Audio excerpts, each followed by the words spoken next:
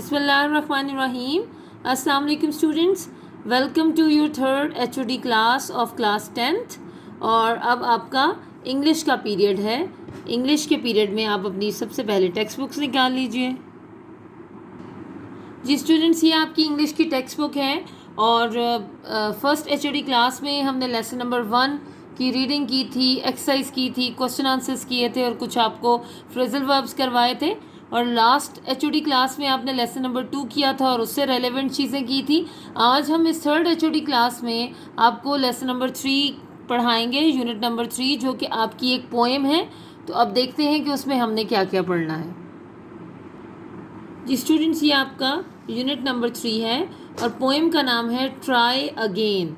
Try again یعنی دوبارہ کوشش کریں. Try again. جی اسٹوڈنٹس، آج ہم اس کا اسٹینزا نمبر 1 پہلے پڑھیں گے اور بہت اچھی طرح سے اس کی ریڈنگ سیکھیں گے، اس کی پروننسیشن ہمیں اچھی طرح آ جائے اور پھر ہم اس کو بار بار پڑھنا سیکھ جائیں، پھر اس کے میننگز آ جائیں تو پھر ہم انشاءاللہ روز کا ایک اسٹینزا کریں گے. 3 اسٹینزاز ہیں، 3 دن میں تو ہم اس کو انشاءاللہ ختم کریں گے. اور پوئٹ کا نام ہے WE ہکسن یعنی William Edward ہکسن.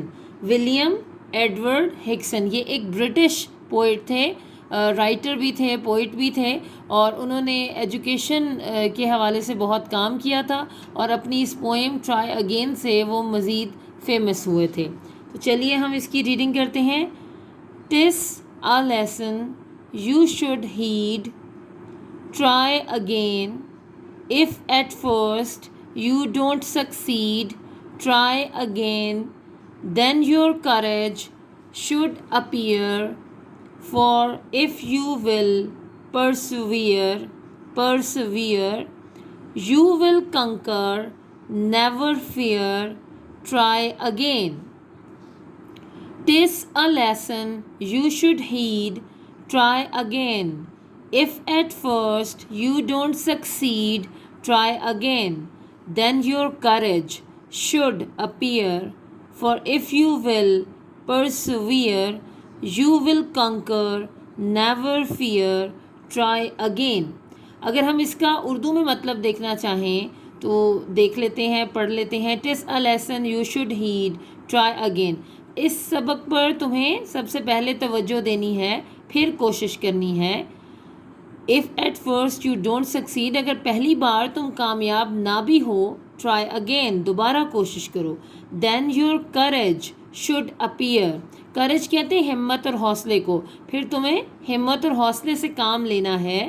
For if you will persevere، کیونکہ اگر تم مستقل مزاج رہو گے، انگلش میں اس کا مطلب ہے to persist steadfastly، کہ اگر آپ مستقل مزاجی کے ساتھ اپنے اس ہدف کو حاصل کرنے کے لیے ڈٹے رہیں گے تو you will conquer، تو آپ پھر کامیاب ہو جائیں گے اور کبھی آپ خوف زدہ نہیں ہوں گے. never fear، کبھی آپ خوف زدہ نہیں ہوں گے. try again، تو دوبارہ کوشش کریں. تو ایک دفعہ پھر اس کی ریڈنگ دیکھ لیجئے.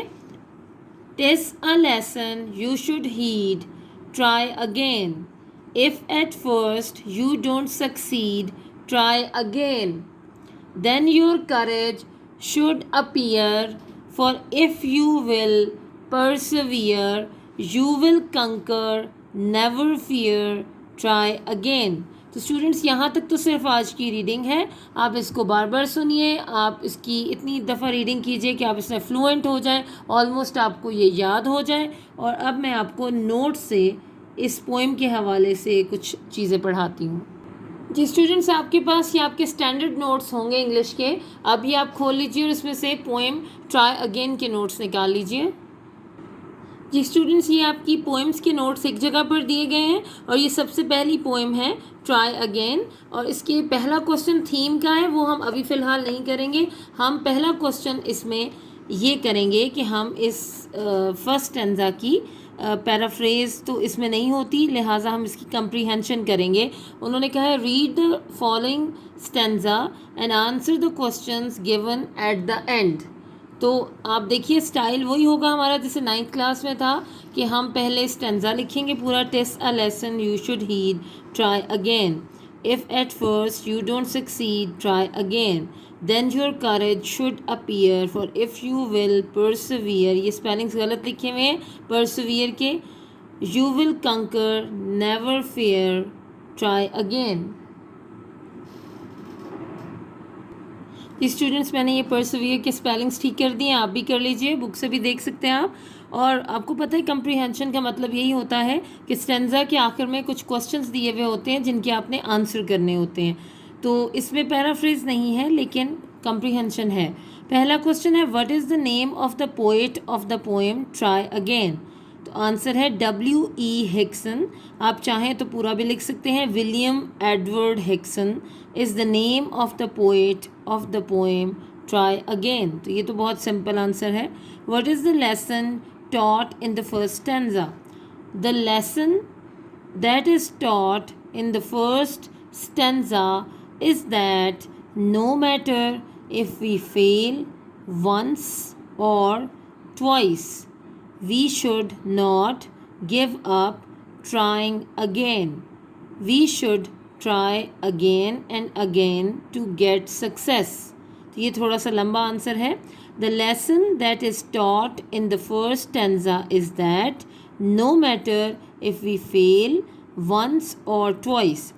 इस पोएम के इस पोएम के फर्स्ट स्टेंजा में जो हमें सबक मिलता है, लेसन मिलता है, वो ये है कि इससे कोई फ़र्क नहीं पड़ता कि हम एक दफ़ा या दो दफ़ा नाकाम हों. We should not give up trying again. हमें बिल्कुल भी हिम्मत नहीं हारनी चाहिए दोबारा कोई भी कोशिश करने में. We should try again and again to get success. हमें बार बार कोशिश करनी चाहिए ताकि हम कामयाबी हासिल कर लें. नेक्स्ट क्वेश्चन है what can we learn from failure. We come to know about our weaknesses and shortcomings from our failure. We come to know about our weaknesses and shortcomings from our failure. हमें अपनी कमज़ोरियों का और अपनी खामियों का पता चलता है अपनी नाकामी से. हाउ कैन वी कंकर. हम कैसे फाते बन सकते हैं, कामयाब हो सकते हैं, हम जीत सकते हैं. वी कैन कंकर if we continue our struggle in difficulties to. We can conquer if we continue our struggle in difficulties too. हम कामयाब किस तरह हो सकते हैं कि अगर हम मुश्किलात में भी अपनी कोशिशों को जारी रखें. तो स्टूडेंट्स आज के दिन में आपने पहले तो लेसन पढ़ा और लेसन का फर्स्ट स्टेंजा आपने, यानी लेसन में हमने पोएम पढ़ी है आज ट्राई अगेन, उसका फर्स्ट स्टेंजा पढ़ा अच्छी तरह और फिर हमने नोट्स में से इसकी ये कंप्रीहेंशन की है. ये छोटे छोटे 3 क्वेश्चंस हैं जिनके आपने 3 बल्कि 4 क्वेश्चंस हैं जिनके आपने आंसर्स भी आज ही के दिन में अपनी इंग्लिश की नीट नोटबुक्स पर नोट करने हैं और इनको आपने ज़ुबानी याद करना है. अब मैं आपको अगला हिस्सा करवाती हूँ. जी आपको पता है स्टूडेंट्स कि हमने पिछली बार भी ये आपको आपके नोट्स के एंड पे पेज नंबर 74 पर ये प्रपोजिशनल वर्ब्स हैं या फ्रेजल वर्ब्स हैं, ये हमने आपको करवाए थे और आपने 20 अपनी लास्ट HOD क्लास में किए हैं. अब हम 21 से आगे स्टार्ट करेंगे. आज हम डे 1 पर 5 करेंगे, 21 से लेकर 25 तक. आप इनको भी अपनी इंग्लिश की नीट नोटबुक्स पर नोट कीजिएगा और इन्हें ज़ुबानी याद कर लीजिएगा. पहला है कॉन्फिडेंट ऑफ, यकीन या एतमाद होना. I am confident of my ability. Congratulate on, मुबारकबाद देना. I congratulate you on your success. Conscious of में स्पेलिंग्स की कुछ गलती है तो आप देख लीजिए CON के बाद SC आएगा यहाँ पर, ये ठीक कर लीजिएगा. यहाँ पर S है और यहाँ पर C है. कॉन्शियस ऑफ, बाखबर या आगाह रहना. She is conscious of her weakness, यहाँ पर स्पेलिंग्स ठीक है. She is conscious of her weakness. Control over, काबू होना या इख्तियार होना. I have no control over him. Dear to, प्यारा होना. She is very dear to me. तो स्टूडेंट्स आज के दिन में आपने अपनी पोएम का फर्स्ट स्टेंजा पढ़ा और उसकी कंप्रीहेंशन की और 5 ये फ्रेजल वर्ब्स भी आपने आज के दिन में पढ़े. आप इसको अच्छी तरह से तैयार कर लीजिए. السلام علیکم اسٹوڈینٹس، آپ کی 3rd HOD میں اردو کا ٹائم شروع ہوتا ہے۔ میں آپ کو اردو پڑھاتی ہوں۔ اردو کے سلیبس کے حوالے سے ہم آپ سے بات کر چکے ہیں۔ پہلے 2 اسباق اور 2 نظمیں ہم پہلی اور دوسری HOD میں پڑھ چکے ہیں۔ اب ہم آپ کے سامنے اگلا سبق اور اگلی نظم پڑھیں گے۔ میں آپ کو یہ بتا دوں کہ آپ کے سامنے یہ اردو کی بک آپ کے پاس ہونی چاہیے جب آپ پڑھنے بیٹھیں۔ اس کے علاوہ اردو قواعد و انشاء سے میں آپ کو نظمیں کرواتی ایسیز مضمون کرواتی ہوں اور کہانیاں کرواتی ہوں، تو یہ بھی آپ کے پاس ہونی چاہیے۔ اور اس کے ساتھ ساتھ آپ کے پاس ہونے چاہیے یہ نوٹس، ٹھیک ہے، اور یہاں سے ہم سوالوں کے جواب اور تشریحات وغیرہ کرتے ہیں۔ تو آئیے اب اپنا اردو کا کام شروع کرتے ہیں۔ السلام علیکم اسٹوڈینٹس، آج آپ کا اردو کا ڈے 6 میں یعنی اردو کا ڈے 1 ہے، اور ویسے آپ کے HOD کا ڈے 6 ہے۔ جی اسٹوڈینٹس، آپ کو پراپر جو آپ کا سبق ہے وہ شروع کرنے سے پہلے آپ کو پتہ ہے کہ میں آپ کو آپ کا جو گرامر کا کام ہے یعنی ایک مضمون اور ایک کہانی پڑھا دیتی ہوں، اور آپ سے یہ کہہ رہی ہوتی ہوں کہ آپ ہر روز اس کو دیکھیں، ہر روز تھوڑا تھوڑا کر کے آپ اپنی ریڈنگ کے ساتھ اس مضمون اور اس کہانی کو جو میں آج پڑھاؤں گی یاد کرتے رہیں، تو 5 دنوں میں آپ یہ مضمون جو ہے وہ یاد کر سکتے ہیں۔ اچھا، میں پھر کہتی ہوں مضمون کو یاد کرنے کی چیز نہیں ہوتی۔ یہ آپ کی بک آپ کے سامنے ہے، اور ہمارا ایک طریقہ ہے کہ ہم اس کے سامنے ایک دفعہ آپ کو پڑھا دیتے ہیں، لیکن یہ ضروری نہیں ہے کہ ورڈ ٹو ورڈ یہیں سے لکھا جائے۔ آپ اس کو پڑھیں، آپ کی جب آپ ریڈنگ کریں گے تو آپ کے پاس جو ذخیرہ الفاظ ہے اس میں اضافہ ہوگا، اور آپ محنت کی برکتیں مضمون خود سے لکھ سکیں گے۔ اور بہتر یہی ہوتا ہے کہ آپ محنت کی برکتیں کوئی بھی مضمون ہے اس کو خود سے لکھیں۔ تو میں آپ کے سامنے یہ مضمون پڑھنے لگی ہوں۔ تو اسٹوڈنٹ، آج ہم پڑھیں گے محنت کی برکتیں۔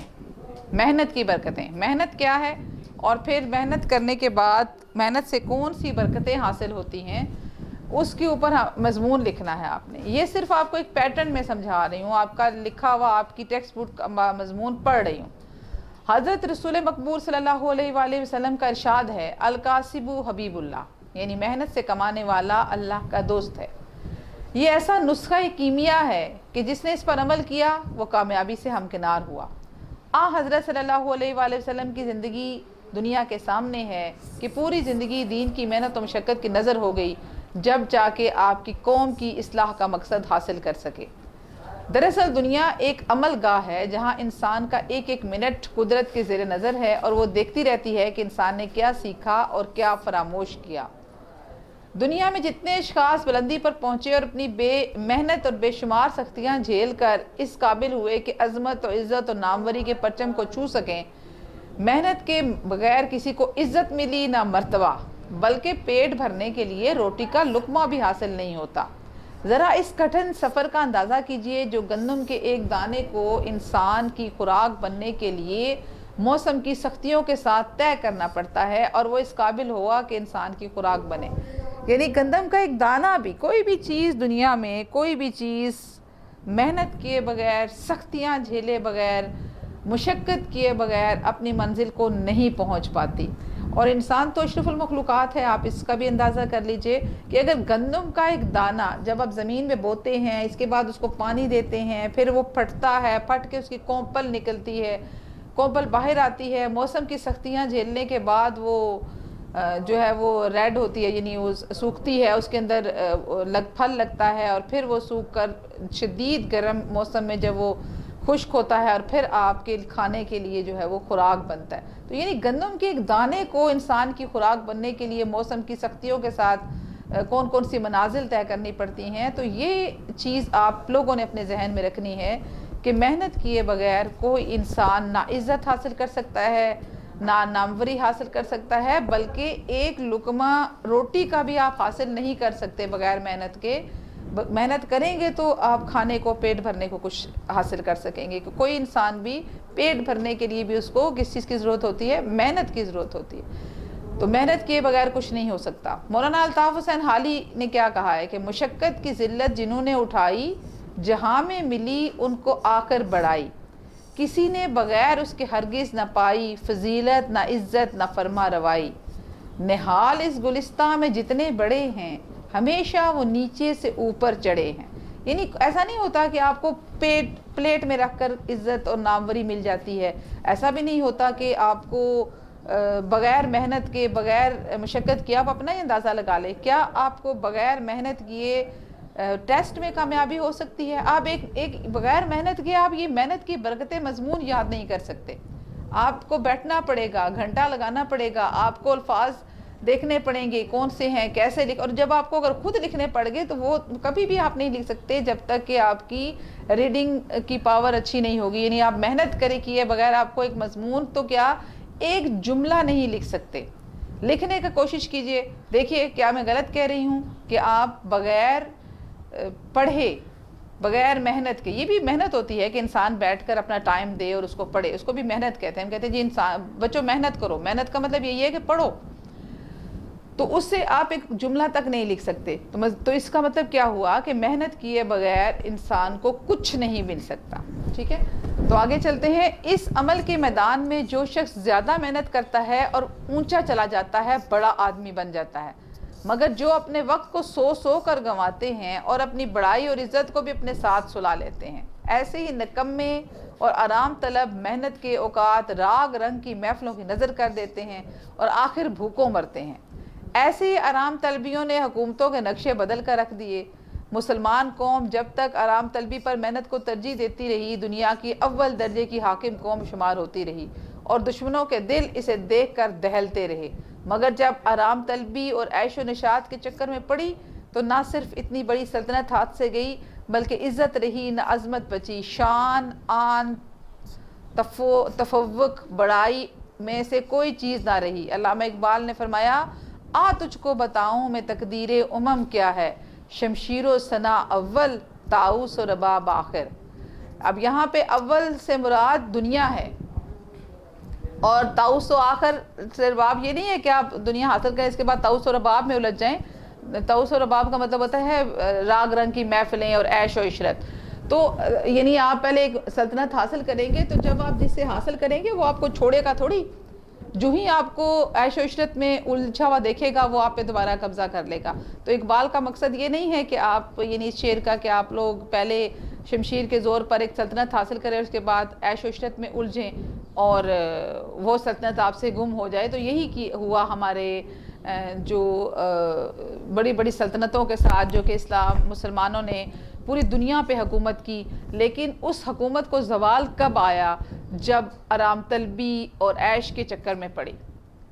امت جب آرام طلبی اور عیش کے چکر میں پڑ جاتی ہے تو اس کو زوال آ جاتا ہے. ہمارے زوال کا سبب نہ تو یہود و نصارہ کی سازشیں ہیں نہ ہی کوئی انڈیا کی راہ کی ایجنسی ہے، بلکہ ہماری جو زوال ہے اس کا سبب ہم خود ہیں. آپ اپنے آپ کو دیکھیے، لک ایٹ یور سیلف. اپنی روٹین دیکھیے. اگر تو آپ کی روٹین یہ ہے کہ آپ دن میں 10 سے 12 گھنٹے محنت کرتے ہیں، محنت کرنے سے مراد اس کو پڑھائی میں صرف کرتے ہیں، گھر کے کام کاج میں صرف کرتے ہیں، اپنے لیے کوئی ایسا کام ڈھونڈتے ہیں جس سے کہ آپ اپنی اور اپنے گھر والوں کی حالت کو بہتر بنا سکیں، کوئی تعمیری کام کرتے ہیں تو اس کو کہتے ہیں. لیکن اگر آپ صبح اٹھتے ہیں نہ نماز پڑھتے ہیں، بس لیٹے رہتے ہیں، موبائلوں میں گم رہتے ہیں، یا وہ یہ جو کہتے ہیں عیش و عشرت، تو آپ موبائل کے اندر جو یہ گانے بجانے اور فلمیں دیکھتے ہیں تو یہ بھی تو عیش و عشرت ہے.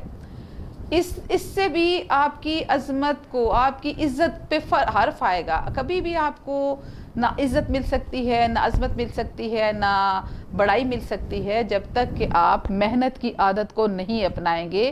آپ کا جو جسم ہے اس کو جب تک تکلیف نہیں پہنچے گی تب تک آپ کو کچھ نہیں ملے گا. تو لیٹے لیٹے سوئے جو ہے وہ آرام طلبی سے نہیں ملتا کچھ. یہ کہنے کا مقصد ہے. اقبال کیا تھا؟ اس کے نام کے ہزاروں افراد ہوں گے. آپ دیکھیں نا، یہ اقبال کے نام کے ہوں گے، محمد علی جناح بھی تو کئی ہوتے، محمد علی نام کے کوئی ہزاروں کروڑوں لوگ ہوں گے، لیکن نہ تو کوئی قائد اعظم بنا اور نہ ہی کوئی اقبال بنا. مگر اقبال کی محنت نے انہیں زمین سے اٹھایا اور آسمان پر جا بٹھایا. قائد اعظم بھی محنت سے قائد اعظم بنے اور اپنی دن رات کی محنت سے دنیا کا نقشہ بدل کر رکھ دیا.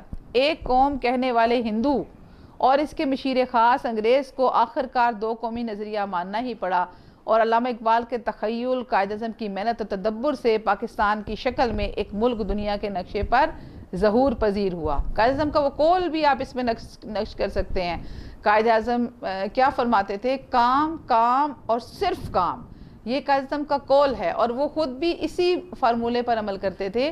اور دنیا میں صرف وہی لوگ کامیاب ہوتے ہیں جو کہ اس محنت پر اس قول مقولے پر عمل کرتے ہیں.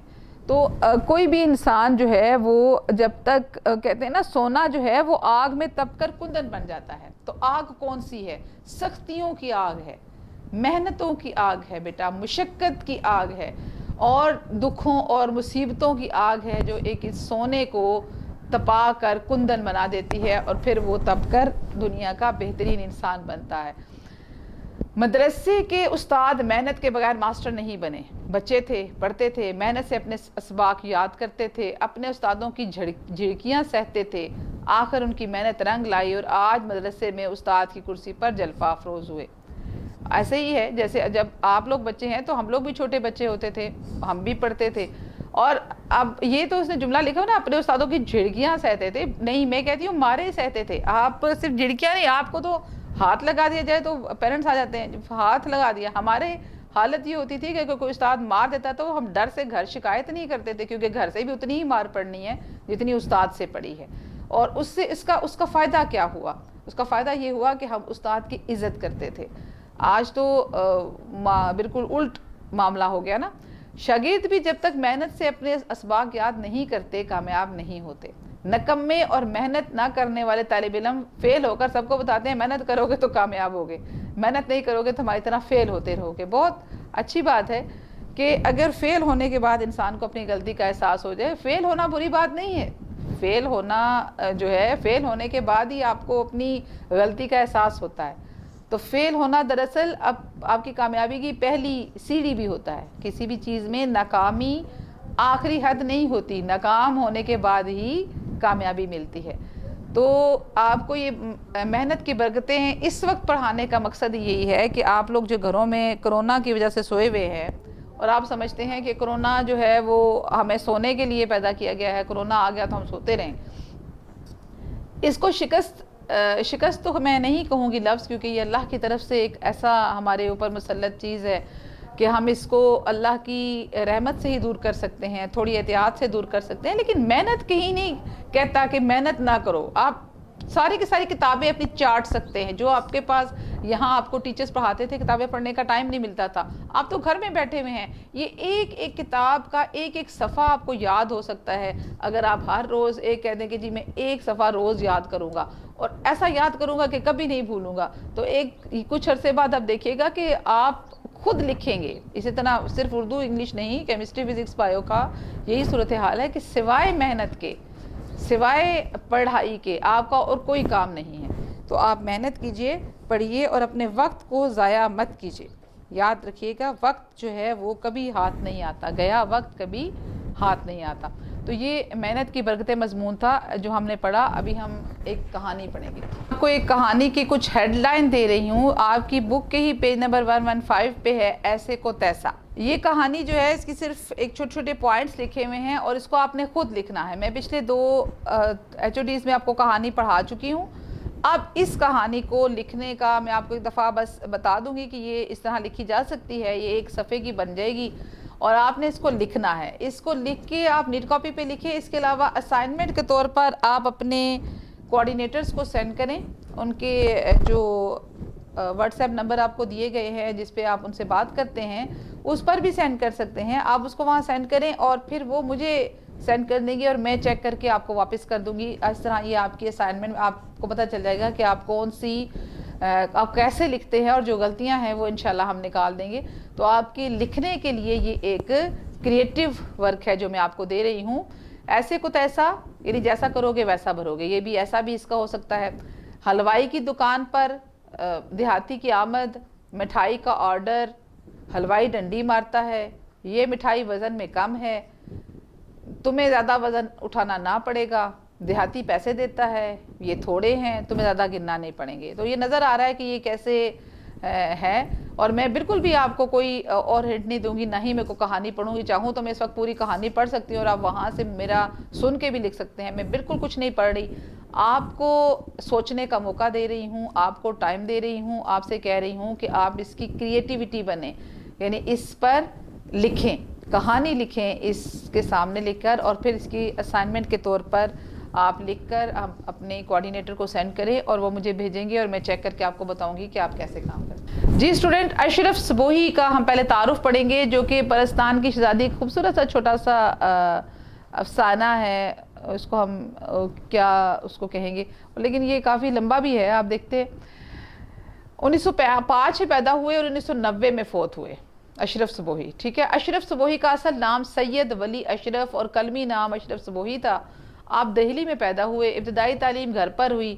1932 میں 1922 میں Anglo Arabic high school Delhi سے میٹرک کا امتحان پاس کیا. معروف ادیب شاہد احمد دہلوی ان کے ہم جماعت تھے. یہ آپ شاہد احمد دہلوی کو جانتے ہیں نا؟ اب آپ کہیں گے کہ میں نہیں جانتا تو پھر غلط بات ہوگی. کیا کون ہے یہ شاہد احمد دہلوی؟ جی آپ نے مرزا محمد سعید کا چیپٹر پڑھا, اس کے رائٹر تھے وہ. دھیان سے یاد رکھا کرے چیزوں کو. اشرف صبوحی محکمہ ڈاک و تار میں ملازم رہے, بعد میں آل انڈیا ریڈیو سے وابستہ ہو گئے. قیام پاکستان کے بعد لاہور آ گئے. 1965 میں ملازمت سے سبکدوش ہوئے اور ہمدرد دواخانہ کے شعبہ مطبوعات سے وابستگی اختیار کر لی. مطبوعات کا مطلب ہوتا ہے جہاں پہ کہ وہ چھاپا جاتا ہے نا چیزیں دواخانے میں, اس کے لیے اس کو کہتے ہیں. اشرف صبوحی ایک صاحب طرز ادیب تھے. اردو زبان خصوصاً دہلی کے مختلف طبقوں کی بول چال اور وہاں کے روزمرہ اور محاورے پر پوری گرفت رکھتے تھے. انہوں نے بچوں کے لیے کہانیوں کی درجن بھر کتابیں بھی لکھی جو بہت مقبول ہوئیں. ان کی تصانیف میں دلی کی چند عجیب ہستیاں, غبار کارواں, جھروکے, سلمہ اور بنباسی دیوی شامل ہیں. اشرف صبوحی نے چند انگریزی کتابوں کا اردو ترجمہ بھی کیا. یہ میں ایسے نہیں پڑھ دیتی کہ آپ اس کو پڑھ کے فارغ ہو جائے اور اس کے بعد آپ نے کچھ نہیں کرنا. اس کے جو اشرف صبوحی یعنی آپ کا جو رائٹر ہوتا ہے, اس کا نام, اصل نام, قلمی نام, اس کی ڈیٹ آف برتھ, اس کی ڈیٹ آف ڈیتھ, کہاں پیدا ہوئے, اور اس کا جو اگر بہت ضروری ہے کہ کہاں سے انہوں نے میٹرک پاس کیا یا یعنی, اور اس کے بعد جو ہے ان کی جو ہم سے کہتے ہیں نا طرز تحریر, اس کو آپ نے یاد کر رکھنا ہوتا ہے. اور آخر میں ان کی جو تصانیف ہیں وہ یاد رکھنی ہوتی ہیں, یا اگر کوئی امپورٹنٹ کام ہے تو وہ یاد رکھنا ہوتا ہے. تو 3-4 جو ہے اس کے اندر سے چیزیں وہ آپ نے یاد رکھنی ہیں. یہ آپ کے پیپر کا حصہ ہوگا. اب جو آپ کو ٹیسٹ ملا کرے گا اس کا بھی حصہ ہوا کرے گا. اب ہے پرستان کی شہزادی. ٹھیک ہے, یہ داستان ہے, سوری افسانہ نہیں ہے. افسانے اور داستان میں فرق ہوتے ہیں. یہ داستان ہے. داستان لکھی اشرف صبوحی نے. سیدانی بی کے وقت میں کا ایک وقت میں بڑا دورہ تھا. اس کو ساتھ ساتھ میں آپ کو اس کا میننگ بتا رہی ہوں. دورہ کا مطلب شہرت ہوتی ہے. کلے کی اچھی اچھی مغلانیاں ان کے سامنے کان پکڑتی تھیں. مغلانیاں کہتے ہیں کپڑے سینے والوں کو. تو کلا جو ہے کسی وقت میں, چونکہ وہ کلا ہوتا تھا نا جہاں پہ کہ بادشاہوں کی حکومت ہوتی تھی, کلے میں رہتے تھے, تو وہ اس کی جو مغلانیاں یعنی وہاں پہ اچھی اچھی درجنیں بھی ان کے سامنے کان پکڑتی تھی, یعنی ان کے سامنے کچھ نہیں تھی. محلات میں جہاں کوئی نیا جڑا سلا, کسی نئی وضع کی ٹکائی کا ذکر ہوا یہ بلائی گئیں. یعنی جہاں جہاں کوئی نیا جڑا سلتا تھا, کوئی نئی کٹنگ وغیرہ کرتی تھے تو اس کو بلاتے تھے. شہر کی بیگمات میں بھی ان کے ہنر کی دھاک تھی. سب انہیں آنکھوں پر بٹھاتے تھے. آج پالکی چلی آ رہی ہے کہ بڑی سرکار نے بلایا ہے. کل ڈولی کھڑی ہوئی ہے کہ نواب سلطان جہاں بیگم نے یاد کیا ہے. نہ رات کو فرصت تھی نہ دن کو چین. صبح کہیں مہمان ہیں تو شام کو کہیں, لیکن رہے نام سائیں کا. بڑھاپا آیا تو ہاتھ پاؤں نے جواب دے دیا. آنکھیں دھندلا گئیں. اب کون پوچھتا دنیا اور مطلب نہ رہا تو کیسی خاطرداری. ہارے وقت کا کوئی ساتھی نہیں. بیچاری کو ٹکڑے کا سہارا دینے والا بھی کوئی نہیں تھا. ٹکڑے کا سہارا مطلب روٹی دینے والا. جب بہت پریشان ہوئی تو پڑوس میں ایک میر صاحب رہتے تھے. ان کی بیوی نے انہیں ترس کھا کر اپنے پاس رکھ لیا. ٹھیک ہے جی, اس میں کافی سارے جو ہے روزمرہ اور محاورے استعمال ہوئے ہیں. ٹھیک ہے, ہاتھ پاؤں نے جواب دے دیا, یہاں پہ دنیا مطلب یہ ساری جو ہے یہ روزمرہ ہے. ٹھیک ہے, ہارے وقت کا کوئی ساتھی نہیں محاورہ ہے. تو یعنی اس میں کافی سارے محاورات استعمال ہوئے ہیں. سنا ہے کہ یہ نہایت شریف گھرانے کی بیٹی تھیں. مرہٹہ گردی میں ان کا خاندان تباہ ہو گیا. مرہٹہ گردی کا مطلب ہے وہ وقت جب کہ مرہٹوں نے سر اٹھایا تھا اور انہوں نے تباہی مچا دی تھی ہر طرف، تو لوگ جو ہیں وہ مارے گئے تھے۔ 12 دن کی بیاہی بیوہ ہو گئی، یعنی بہت چھوٹی سی شادی کے بعد بہت کم دن جو ہے وہ رہی شادی ان کی، پھر اس کے بعد ان کے شوہر وفات پا گئے۔ اس زمانے میں دوسری شادی کرنا بڑا عیب سمجھا جاتا تھا۔ مغلانی کا پیشہ اختیار کیا اور اپنی ہنرمندی کی بدولت رنڈاپا گزار دیا، یعنی بیوگی، رنڈاپا مطلب بیوگی گزار دی۔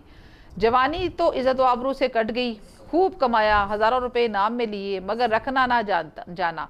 دل کی حاتم اور طبیعت کی نرم تھیں، اور یعنی کمایا تو خوب، ہزاروں روپے انعام میں بھی ملے، لیکن وہ سنبھالے نہیں انہوں نے، اور دل کی حاتم تھیں۔ حاتم جو ہے وہ ایک اس کو ہم کہتے ہیں استعارہ استعمال کرتے ہیں، حاتم تائی بہت مشہور تھا نا، جس کی سخاوت بہت، یعنی حاتم کا مطلب سخی ہوتا ہے یہاں پہ، ٹھیک ہے، اور طبیعت کی نرم تھی۔ اور پرانے شریفوں میں یہی ایک عیب ہوتا ہے کہ وہ وقت کی قدر نہیں کرتے، خدا کی بے نیازی کو بھول جاتے ہیں، بنے ہوئے زمانے میں بگڑنے کا خیال بھی نہیں آتا، جانتے ہیں کہ یہی لہر بہر رہے گی۔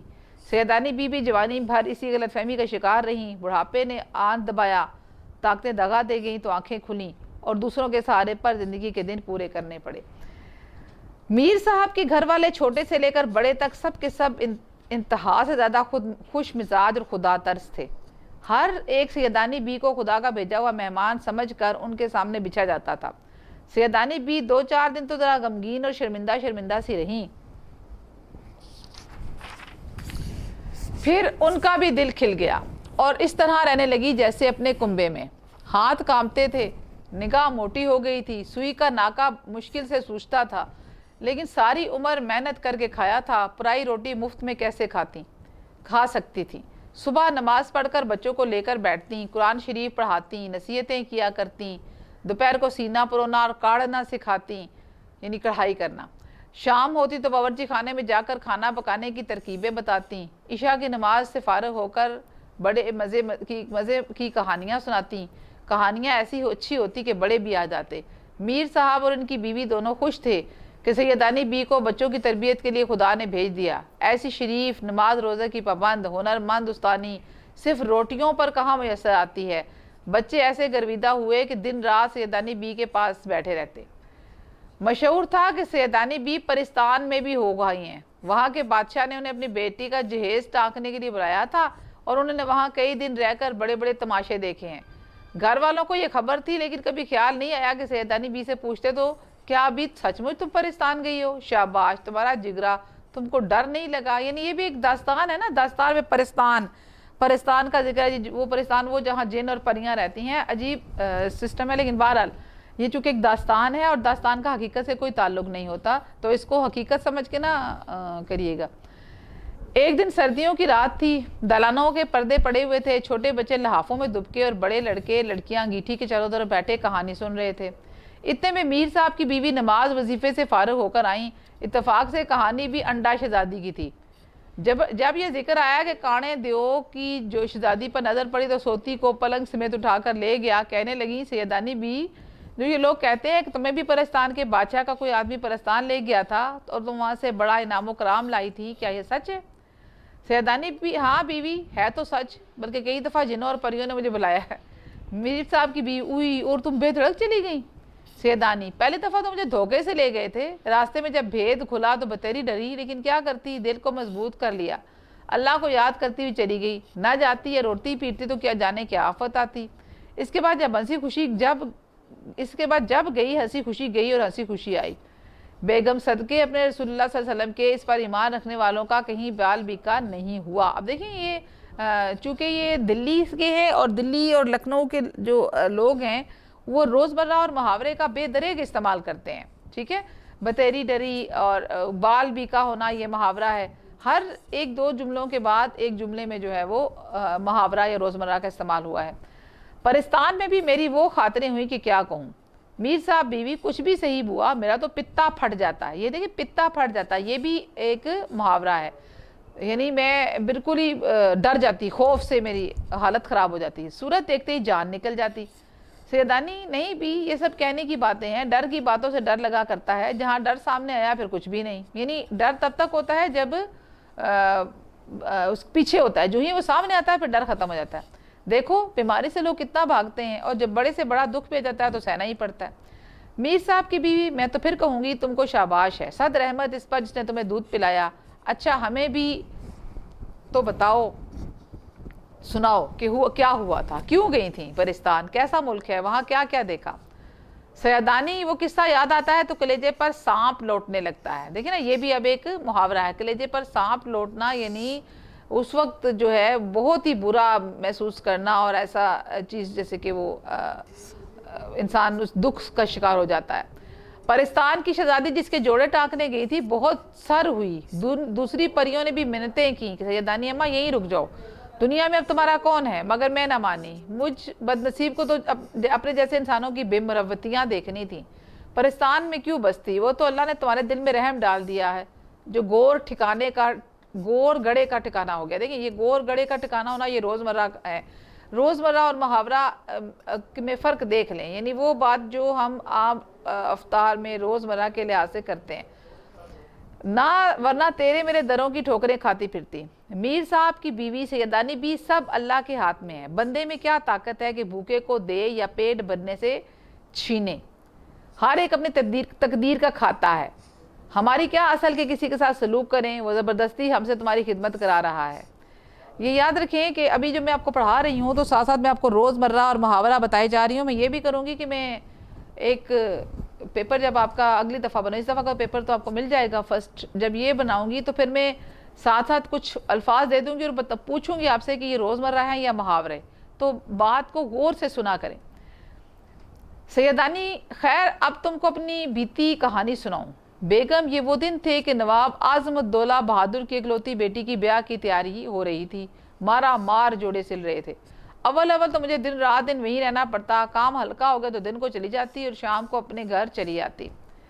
ایک روز ایسے بچے مکتب سے بھاگتے ہیں، میرا بھی جانے کو جی نہیں چاہا اور کئی جگہ سے بلاوے آئی، نہ گئی۔ شاید جمعہ کا دن تھا، کتنے ہی دن نہائے کو ہو گئے تھے، خوب نہائی، شام ہو گئی۔ بونٹ پلاؤ مجھے خوب بھاتا، یہ بونٹ پلاؤ ہوگا یا بونٹ پلاؤ، ماما سے بونٹ پلاؤ پکوایا، تھکی تھکائی لیٹی تھی، اتنے میں جھٹ پٹا ہو گیا۔ جھٹ پٹا کا مطلب ہوتا ہے شام کا وقت، جب کہ نہ بہت اندھیرا ہوتا ہے اور نہ بہت روشنی، یعنی بالکل جو مغرب کے ٹائم کا وقت ہوتا ہے اس کو کہتے ہیں۔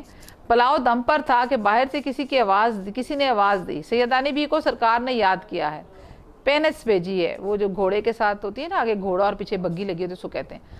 جس طرح بیٹھی ہو اسی طرح فوراً چلی آؤ۔ میں بڑے نخروں سے جایا کرتی تھی، ایسے بے وقت اور اپنے بھاون کی پکوائی چھوڑ کر، بھاون مطلب اپنے دل کی جو شوق سے پکائی جاتی ہے، جو آپ کو بہت اچھی لگتی ہے، اس کو کہتے ہیں بھاون کی پکوائی ہوئی چیز چھوڑ کر کھڑے ہو جانا میری عادت کے بالکل خلاف تھا، لیکن ہونے والی بات میں نے ذرا انکار نہ کیا اور جیسی بیٹھی تھی سفید چادر سر پر ڈال لے اور سوار ہو گئی۔ نواب صاحب کا محل میرے گھر سے کوئی 2 آنے ڈولی ہوگا، 2 آنے ڈولی، یہ مطلب آپ کو راستہ بتا رہی ہے، دیکھیں کتنی عجیب بات۔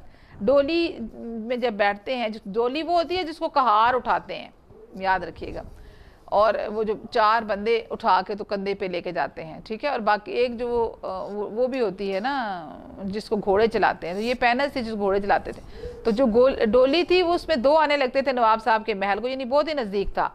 قاضی واڑے سے نکلے، خانم کا بازار آیا، پہلے تو مجھے کچھ خیال نہ ہوا، جب بہت دیر ہو گئی، رٹو بچوں کی آواز نہ آئی، بازار کے چراغ بھی جھلکتے ہوئے دکھائی نہ دیے، تو پردے کی جری کھولی تو اب جو دیکھتی ہوں تو جنگل سائیں سائیں کر رہا ہے اور پینس کو جیسے پہیے لگے ہوئے ہیں، اڑی چلی جا رہی ہے۔ کلیجہ دھک سے ہو گیا، بدن میں سنسنیاں آنے لگیں، ہاتھ پاؤں ٹھنڈے پڑ گئے۔ یہ کیا غضب ہوا، یہ موئے کہار کہاں لیے جاتے ہیں، اس جنگل میں کون سی سرکار ہے؟ لیکن مرتا کیا نہ کرتا، دل کڑا کر کے میں نے اپنی آواز نکالی اور پوچھا، اے کمبختو، منہ سے تو پھوٹو، مجھے کہاں لے جاؤ گے؟ ارے وہ تمہاری کون سی ستیا ناسی سرکار ہے؟ ہنستے ہوئے کسی نے جواب دیا، سیدانی بھی خفا کیوں ہوتی ہو، بادشاہ سلامت نے بلایا ہے، کوئی دم میں محلات دکھائی دیتے ہیں۔ ایسا معلوم ہوا کہ جیسے کوئی پالکی کے پاس بول رہا ہے، منہ نکال کر جو دیکھا تو بیگم کیا کہوں، ایک بیچاکی شکل کا آدمی، یعنی ایسا جو جس کا عجیب سی شکل ہو، بکرے کا سا منہ، گھوڑے کی سی ٹانگیں، اور پالکی آپ ہی آپ چلی جاتی ہے، نہ کہار تھے نہ کہاریاں۔ اب تو ڈر کے مارے میرا دم گھٹنے لگا، آنکھیں بند کر لی اور کلمہ پڑھنے لگی، ڈھیر ہو کر رہ گئی۔ 2 منٹ کے بعد پھر ہمت ہوئی کہ اول مرنا آخر مرنا، پھر مرنے سے کیا ڈرنا، اور للکار کر بولی، ارے جواں مرگ، تو کون ہے، جن یا بھوت؟ یاد رکھ میں سیدانی ہوں، مجھ کو بتا نہیں تو جل کر راکھ ہو جائے گا. بھلا کیا چاہتا ہے؟ بھلا چاہتا ہے تو مجھے یہیں اتار دے. اس نے کہا سیدانی بھی گھبراؤ نہیں، ہم اور ہمارا بادشاہ سیدوں کو بہت مانتے ہیں، خاطر جمع رکھو. اب دیکھیں یہ خاطر جمع رکھنا یہ بھی جو ہے وہ محاورہ ہے. کوئی تکلیف نہیں ہوگی، ہماری شہزادی کی شادی ہے، کپڑے سی کر چلی آنا، جتنا مانگو گی اتنا انعام ملے گا. لو دیکھو وہ سامنے ہمارے بادشاہ کا محل ہے. بڑی مشکل سے ڈرتے ڈرتے آنکھیں پھاڑ کر دیکھا تو واقعی پالکی ایک عالیشان دروازے پر رکی تھی. روشنی ایسی تھی کہ دن معلوم ہوتا تھا. سوئی گر پڑے تو اٹھا لو. اور مزہ یہ کہ سورج تھا نہ چاند، نہ فانوس کہیں نظر آتے تھے نہ لالٹین. چوبدار باریدار مرد ہیں، ادھر کے ادھر دوڑ رہے تھے. آسمان پر عجب کی طرح کے باجوں کی آوازیں آ رہی تھیں. یہ تماشا دیکھ کر میں ساری مصیبت بھول گئی. میں حیران تھی کہ یہ کس کا محل ہے، کس بادشاہ کا محل ہے. یہ گہما گہمی تو ہمارے بادشاہ کے ہاں بھی نہیں ہوتی. قصے کہانیوں میں جیسی پریوں کا ذکر سنا ہے، ایسی ایک پری شانوں پر بال بکھیرے ہوئے، بازوؤں پر میرے پاس آئی اور مہین آواز میں بولی. مہین مطلب پتلی سی آواز میں بولی. سیدانی بھی بڑی راہ دکھائی، یعنی بڑی راہ دکھانا مطلب کہ بہت انتظار کروایا. ہمارے بادشاہ اور بادشاہ بیگم کب سے تمہارا انتظار کر رہے ہیں. آؤ چلو میں تم کو محل کے اندر لے چلوں. میں پالکی سے اتری، چادر کو اچھی طرح اوڑھ کر اس پری کے ساتھ ساتھ چلی. کیا کہوں، اندر کیا بہار تھی. ہزاروں پریاں، گورے گورے رنگ، یہاں بوٹا سا قد، مطلب چھوٹے چھوٹے قد تھے ان کے، زرق برق کپڑے، ہنستی چہلیں کرتی اہلی گہلی پھر رہی تھیں. چمن ایسا کہ نہ دیکھا نہ سنا. ہر درخت کا تنا چاندی کا، سونے کی شاخیں، زمرد کے پتے، پھلوں کی جگہ کہیں لال لٹک رہے تھے، کہیں نیلم، کہیں پکراج. پھلوں پر یہ عالم تک جیسے ہیرے چمک رہے ہوں. کلیاں تھی کہ سراہی دار اور موتی، خوشبو سے دماغ مہکا جاتا تھا. حوضوں کا پانی اللہ اللہ، چاندی کے ورق بکھرے ہوئے معلوم ہوتے تھے. فواروں میں سے موتیوں کی بچھاڑ ہو رہی تھی. چلتے چلتے ایک بارادری میں پہنچے، اور بارادری کی سجاوٹ کیا بیان کروں. قلعے کے دربار بھی دیکھے ہیں مگر اس جیسا سما آج تک نظر سے نہیں گزرا. سینکڑوں سرخ، سبز، نیلی، زرد، اودی کرسیاں، سفید کرسیاں بچھی تھیں. رنگ برنگ کے بلور کی تھیں یا کسی اور چیز کی. بلور کہتے ہیں وہ جو شیشے کا جو ہوتا ہے، شیشے کی ٹائپ کی ہوتی ہے. ایسی شفاف کہ آر پار نگاہ گزر جاتی تھی. اور ان پر حسین حسین پری ذات جگمگاتے لباس پہنے بڑے ٹھسے سے بیٹھے تھے، یعنی غرور سے. بیچ میں ایک نمگیرے کے نیچے ایک بڑے یاقوت کے تخت پر، جس پر ہیرے اور پنے کی پچھلی کاری کا کام تھا، بادشاہ اور بادشاہ بیگم عجیب شان سے بیٹھے ہوئے تھے. بادشاہ بیگم کے پہلو میں کوئی ایک لڑکی 15 برس کی، چہرہ جیسے 14ویں رات کا چاند، زلفیں کھلی ہوئی، کئی رنگ کے پر، اور ایسے چمکدار کہ آنکھ نہیں ٹھہرتی تھی. سر پر نیم تاج رکھے بیٹھی تھی، اور تینوں کی پوشاکیں ایک رنگ کی ہوں تو بتاؤں، گھڑی میں 4 رنگ بدلتی تھیں. بس یہاں تک ہم آج پڑھتے ہیں. آدھا پڑھایا ہم نے، اب ہم کویسچن آنسرز کرتے ہیں. جی اسٹوڈینٹس، اب آپ کے سامنے آپ کے نوٹس کھلے ہوئے ہیں. اگر آپ کے پاس نوٹس ہیں تو ٹھیک، وہاں سے پڑھ لیجئے. اور اگر نوٹس نہیں ہیں تو یہاں سے لکھ لیجئے. لازمی لکھنا ہے، اپنے نیٹ نوٹ بک پہ لکھیے اور اس کو یاد کیجئے. اور لکھنے کا کام ضرور کرنا ہے. میں نے آپ سے بعض لوگ، میرے پاس نوٹس ہے میڈم تو میں یاد وہیں سے کر رہا تھا، تو کر لینا یاد، لیکن لکھنے کا کام کیوں کہہ رہی ہوں؟ کیونکہ آپ لوگوں کی رائٹنگ بہت سارے بچوں کی اللہ ماشاءاللہ وہ اتنی خراب ہے کہ اگر پچھلے 4 مہینوں سے آپ نے نہیں لکھا تو بعد میں جب آئیں گے تو آپ کی رائٹنگ پڑھنے نہیں ہوگی. تو اس لیے اس کو لکھیے، اس کو پریکٹس کیجئے، ٹھیک ہے. سوال نمبر 1 ہے، سیدانی بی نے گزر اوقات کے لیے کون سا پیشہ اختیار کیا؟ سیدانی بی، جواب ہے سیدانی بی جوانی میں بیوہ ہو گئی تھی. اس زمانے میں عورتوں کے لیے دوسری شادی کرنا معیوب خیال کیا جاتا تھا، اس لیے سیدانی بی نے اپنی گزر بسر کے لیے مغلانی یعنی درزن کا پیشہ اختیار کیا. جواب تو بس یہی بنتا ہے کہ درزن کا پیشہ اختیار کیا، لیکن مسئلہ یہ ہے کہ آپ نے جو جواب بورڈ میں لکھنا ہوتا ہے وہ 3 سے 4 جملوں پر مشتمل ہوتا ہے، تو اس لیے یہ لکھا گیا ہے. سوال نمبر 2، میر صاحب اور ان کی بیوی سیدانی بی کی کس بات پر زیادہ خوش تھے؟ تو ہم نے دیکھا کہ میر صاحب اور ان کی بیوی اس لیے خوش تھے کہ سیدانی بی ان کے بچوں کو قرآن مجید پڑھاتی تھیں، نصیحتیں کیا کرتیں، دوپہر کو سینہ پرونا اور کاڑنا سکھاتیں، شام کو باورچی خانے میں جا کر کھانا پکانے کی ترکیبیں بتاتیں.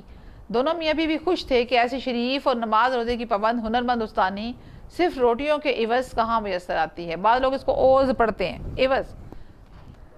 سوال نمبر 3، پرستان کے بادشاہ نے سیدانی بی کو کس کام کے لیے بلایا تھا؟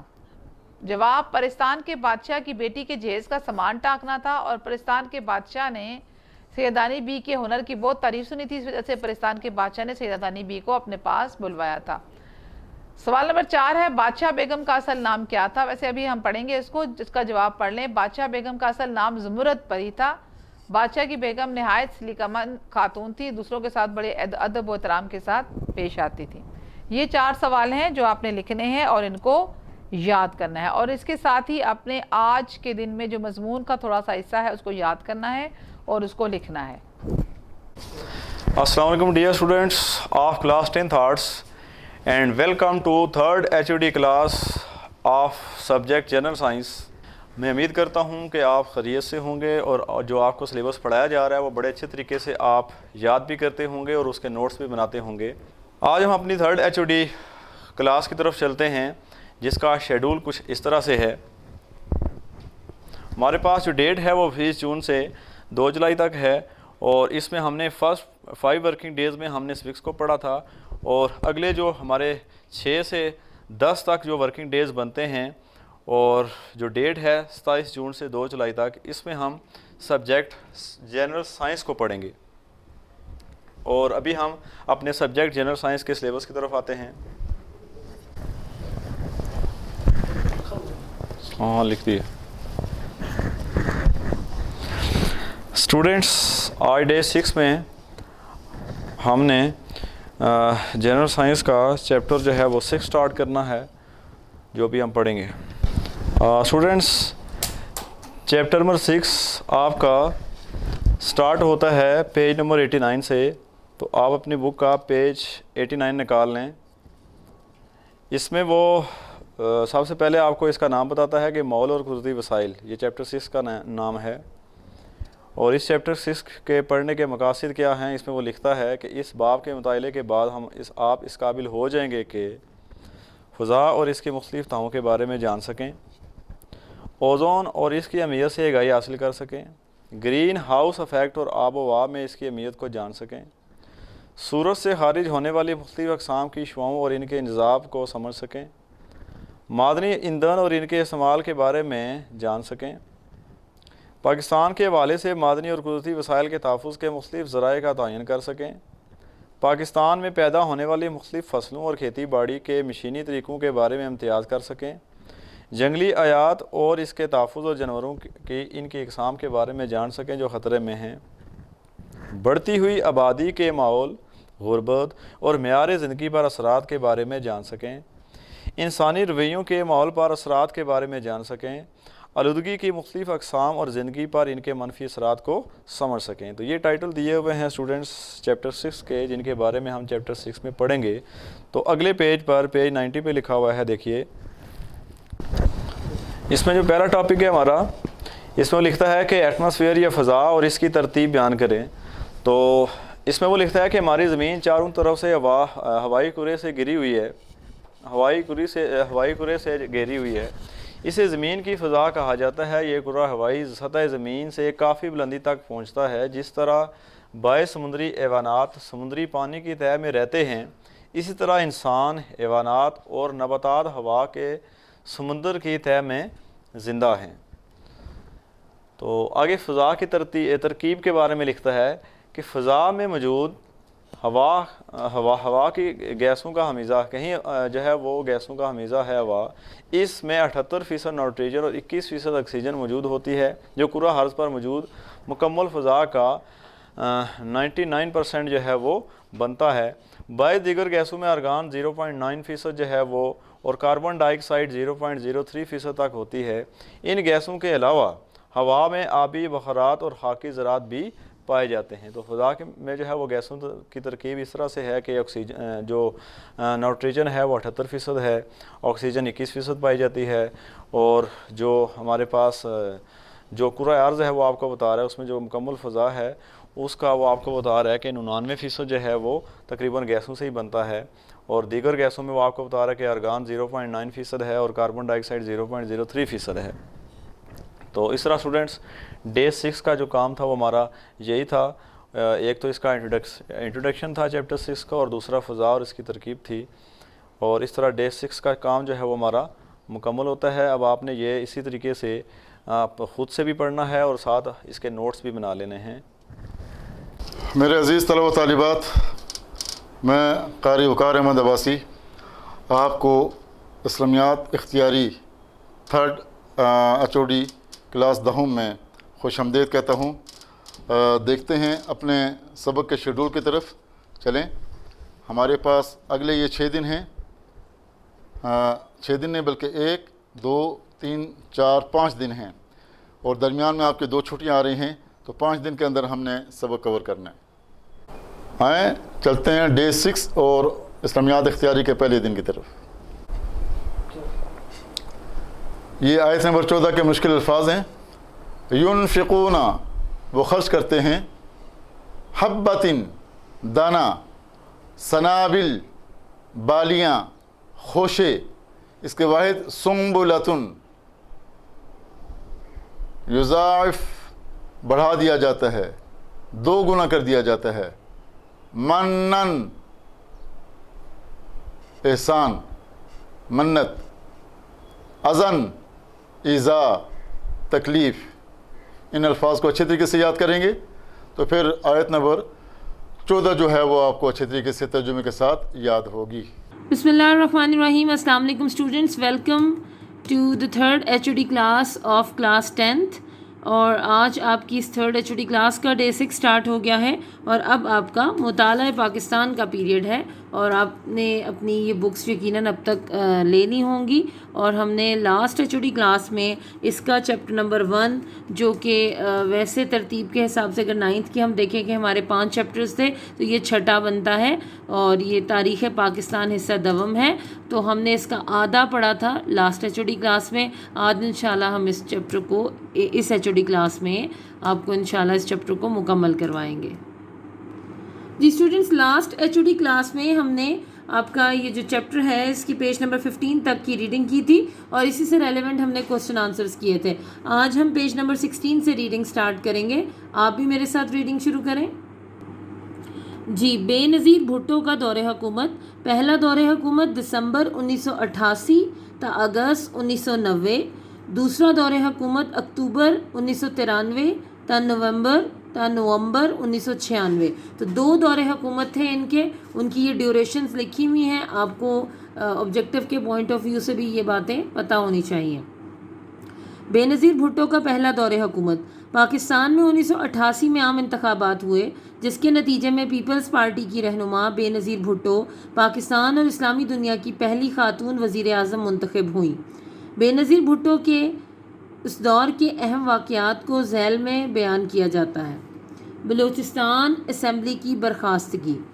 1988 میں وزیر اعلیٰ بلوچستان میر ظفر اللہ خان جمالی نے بلوچستان اسمبلی سے ابھی تک اعتماد کا ووٹ بھی حاصل نہ کیا تھا کہ بے نظیر بھٹو حکومت نے بلوچستان اسمبلی کو برخاست کر دیا۔ بلوچستان ہائی کورٹ نے اسمبلی توڑنے کے اس فیصلے کو غیر آئینی قرار دیتے ہوئے اسمبلی کو بحال کر دیا۔ صدارتی انتخاب۔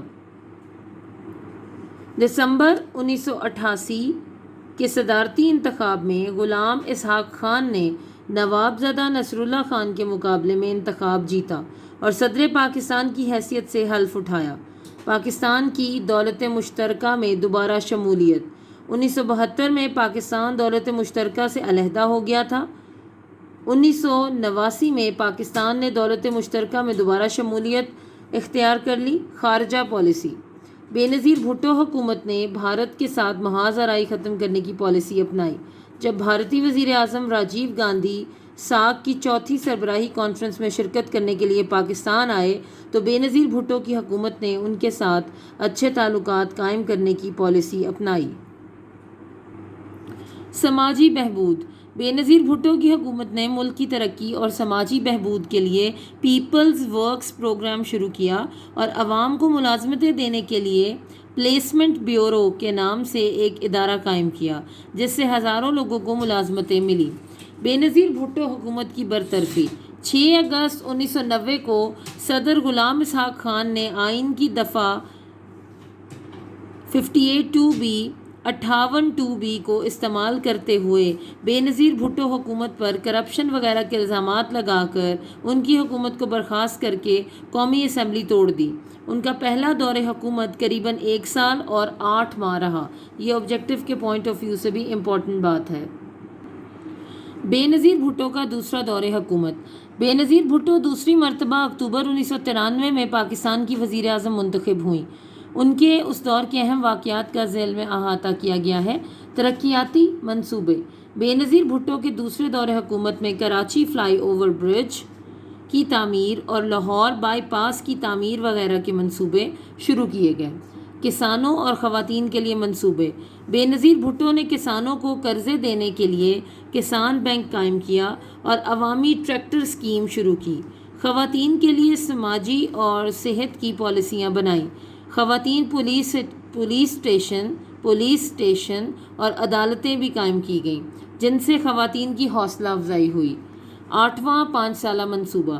بے نظیر بھٹو کی حکومت نے 1993 میں 8ویں 5 سالہ منصوبے کا آغاز کیا، جس سے ملک میں ترقی کی رفتار تیز ہوئی۔ بیرونی دورے اور مسئلہ کشمیر۔ بے نظیر بھٹو نے ایران اور ترقی کے کامیاب دورے کیے، مسئلہ کشمیر پر ان ممالک کی حمایت حاصل کی اور مختلف شعبوں میں تعاون کے کئی سمجھوتے کیے۔ خیبر پختونخوا حکومت۔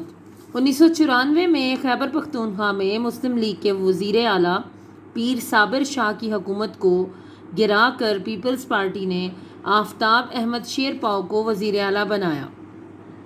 بے نظیر بھٹو حکومت کی برخاستگی۔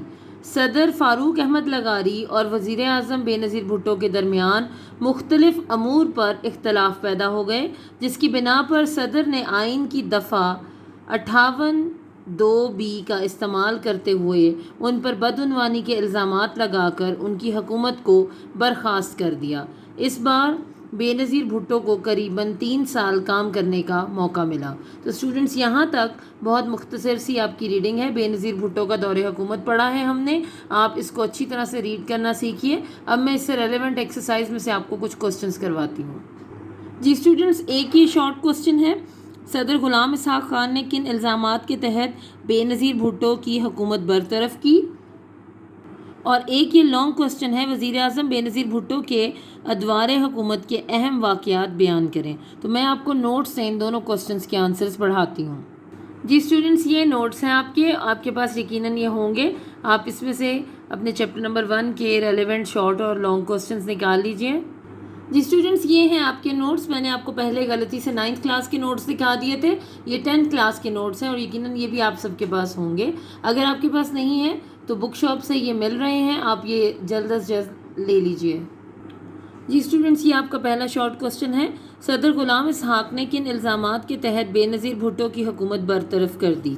جواب ہے، صدر غلام اسحاق نے بے نظیر کی حکومت پر کرپشن، اقربا پروری اور ناجائز مراعات کے حصول وغیرہ کے الزامات لگا کر 6 اگست 1990 کو حکومت کو برخاست کر کے قومی اسمبلی توڑ دی۔ جی اسٹوڈنٹس، یہ آپ کا لانگ کوسچن ہے، وزیر اعظم بے نظیر بھٹو کے ادوار حکومت کے اہم واقعات بیان کریں، اور آپ غور کیجئے گا کہ یہ تقریباً وہ سارا کچھ اس میں موجود ہے جس کو ابھی ہم نے ریڈ کیا ہے بک سے۔ آپ چاہیں تو بک سے بھی ایز اٹ از یاد کر سکتے ہیں، چاہیں تو آپ نوٹ سے یاد کر سکتے ہیں، لیکن آپ نے آج ہی کے دن میں اس ایک شارٹ اور ایک لانگ کوسچن کو اپنی مطالعہ پاکستان کی نوٹ بکس پر، نیٹ نوٹ بکس پر نوٹ کرنا ہے اور اس کو زبانی یاد کر لینا ہے۔ بے نظیر بھٹو کے ادوار حکومت۔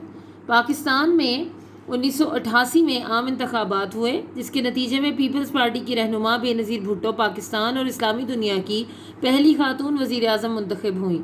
بے نظیر بھٹو کے اس دور کے اہم واقعات کو ذیل میں بیان کیا جاتا ہے۔ بلوچستان اسمبلی کی برخاستگی۔ 1988 میں وزیر اعلیٰ بلوچستان میر ظفر اللہ خان جمالی نے بلوچستان اسمبلی سے ابھی تک اعتماد کا ووٹ بھی حاصل نہ کیا تھا کہ بے نظیر بھٹو حکومت نے بلوچستان اسمبلی کو برخاست کر دیا۔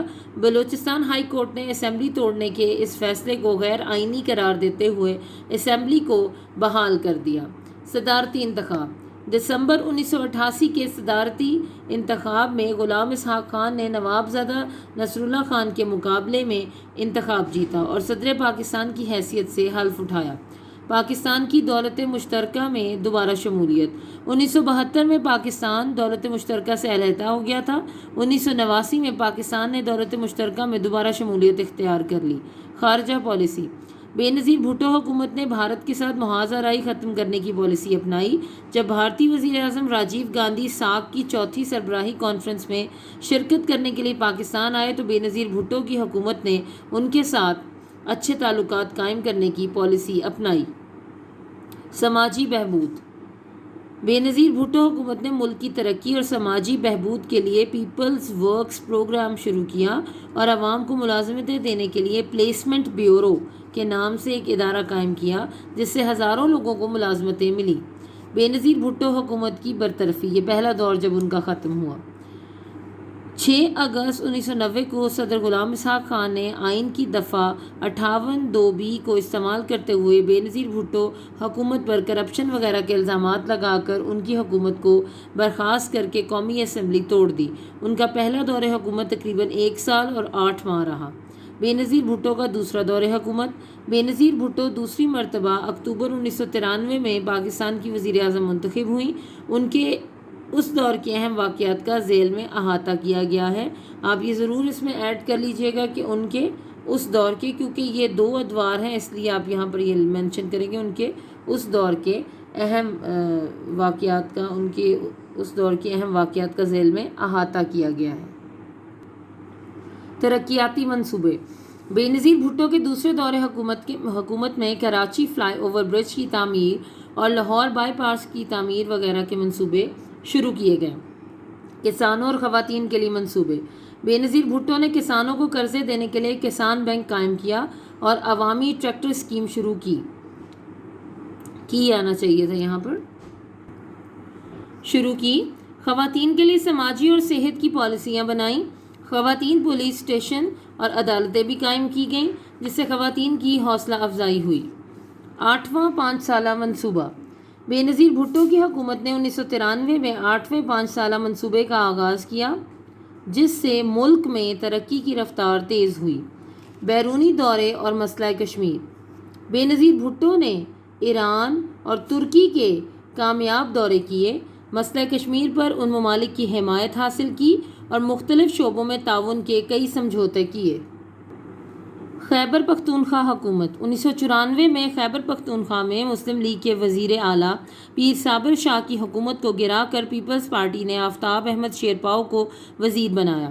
بے نظیر بھٹو حکومت کی برخاستگی۔ صدر فاروق احمد لغاری اور وزیر اعظم بے نظیر بھٹو کے درمیان مختلف امور پر اختلاف پیدا ہو گئے جس کی بنا پر صدر نے آئین کی دفعہ 58(2)B کا استعمال کرتے ہوئے ان پر بدعنوانی کے الزامات لگا کر ان کی حکومت کو برخاست کر دیا۔ اس بار بے نظیر بھٹو کو تقریباً 3 سال کام کرنے کا موقع ملا۔ یہاں پر لکھا ہوا ہے کہ آفتاب احمد شیرپاؤ کو وزیر بنایا، وزیر نہیں وزیر اعلیٰ بنایا۔ اگر آپ بک سے دیکھیں تو یہ میں نے ٹھیک کر دیا، آپ بھی کر لیجئے گا، وزیر اعلیٰ بنایا تو کام کرنے کا موقع ملا۔ یہاں تک آپ کا آج کے دن میں لانگ کوسچن بھی کمپلیٹ ہو گیا۔ ایک شارٹ اور ایک لانگ کوسچن آپ اپنی مطالعہ پاکستان کی نیٹ نوٹ بکس پر آج ہی نوٹ کر لیجئے، ریڈنگ بھی اچھی طرح کیجئے اور ان کو یاد کر لیجئے۔